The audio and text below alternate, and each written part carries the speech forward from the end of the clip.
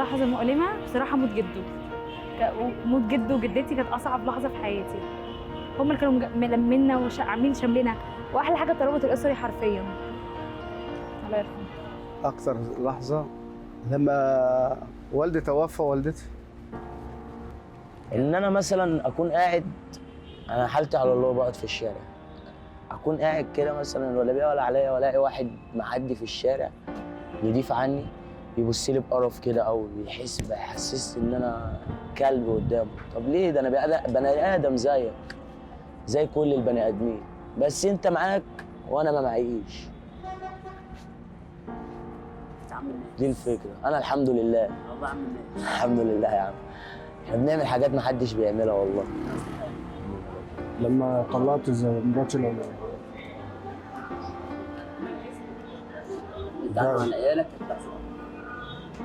ده كانت اكتر لحظه مؤلمه ان انا خسرتها. طبعا موت والدتي، يعني موت والدتي وليا ابن اختي الله يرحمه. يعني ابن اختي كنت انا مربيه ومات في حدود 14 سنه. يعني كان اتحرق وقعدت بيه في القصر راح عند اللي خلقه. يعني وفاة حد غالي علي خالي يعني. الألم بالنسبة لي يعني مش إحساسي قوي بالنسبة للآلام، يعني ما بتألمش، يعني بسيبها على الله والحمد لله، يعني ربنا بيسترها معايا. صاحبي توفى وحزنت عليه أوي اسمه سيد فارس.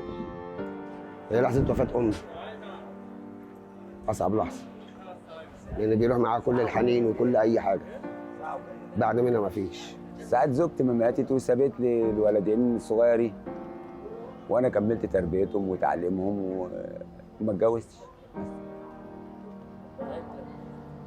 في 2008 ماتت.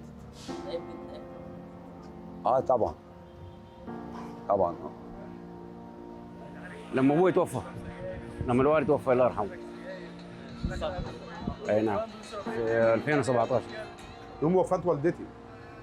والله لما بيحس اعز اصدقائي انتقل لرحمه الله يعني.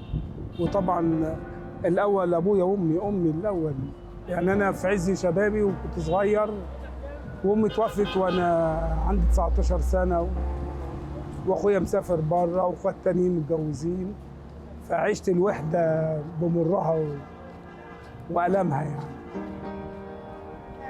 لا ممكن حاجات كتير، بس منهم يعني اقرب حاجه لما جدتي توفت. اصعب لحظه في حياتي لما معيده عملت لي واحده غش وانا ما كنتش بغش. الجنجال والكورونا. وفاة اخويا هي دي اصعب حاجه بصراحه.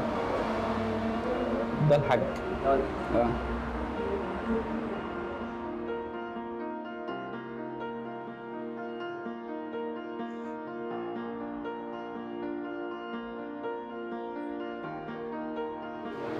لحظة وفاة أبويا حسيت إن الدنيا كلها راحت مني.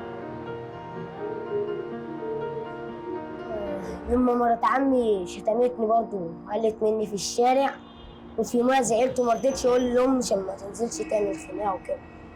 جيت في مرة مرات عمي التانية قالت لأمي، راحت أمي نزلت قالت لها أنت بتضربيني ليه وكده، اللي جرحتني وهي وقعت يقفل الباب في وشي.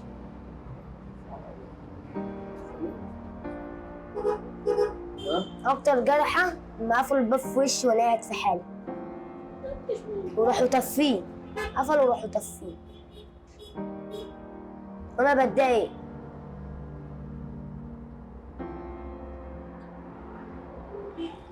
اكتر لحظه مؤلمه عدت عليك في حياتك؟ لحظه وفاه والدتي، ودي مش اصعب لحظه في حياتي، لا دي من اصعب اللحظات اللي مرت عليا في تاريخي كله، من يوم ولادتي لحد النهارده. اصعب وقت مر عليا فعلا كان يوم وفاه والدتي. كان موقف صعب جدا بالنسبه لي، لان انا كنت بعشقها عشق، بموت فيها موت. يعني عايز اقول لحضرتك كنت بحب والدتي دي حب خرافي، فيعني دي اصعب لحظات يعني. اكتر لحظه مؤلمه عشتها في حياتي لما كنت في الغربه وبعيد عن اهلي. تخيلت انك مثلا ممكن تموت بعيد عن اهلك، او انك مثلا ممكن تفقدهم للحظات. فدي كانت لحظه مرت عليا، فلميت شنطتي واول طياره ومشيت. وفاه والدي ده اللي اثر فيا جامد وما زال مؤثر فيا لغايه دلوقتي. هو مات بقاله مثلا 10 12 سنه، بس عشان والدي كنت متعلق بيه قوي. مؤلمة؟ أنت مصمم على مؤلمة ليه؟ لا الحمد لله ما فيش مؤلمة، يعني هو لقد خلقنا الإنسان في كبد، وربنا سبحانه وتعالى ما خلقش الراحة في الدنيا. 5 كتب فوق ساق العرش، لا حيلة في الرزق ولا شفاعة في الموت ولا رد لقضاء الله ولا خلاص من ألسنة الناس ولا راحة في الدنيا. فمهما البني آدم مهما يكون منعم وربنا أنعم عليه بحاجات كتير مش هيعيش مرتاح في الدنيا. عشان سيدنا جبريل عليه السلام لما سأل سيدنا النبي سأل سيدنا جبريل قال يعني ابن آدم، قال له بص الشاب الصغير نفسه يبقى شاب، والشاب يبقى نفسه يبقى يتجوز، وبعد كده يبقى نفسه يرجع تاني شاب. والعروسه نفسها اما تكبر تبقى عروسه، وبعد كده عايزه تتجوز، وبعد ما تتجوز تقول يا ريتني ارجع تاني بيت. فربنا ما خلقش الراحه في الدنيا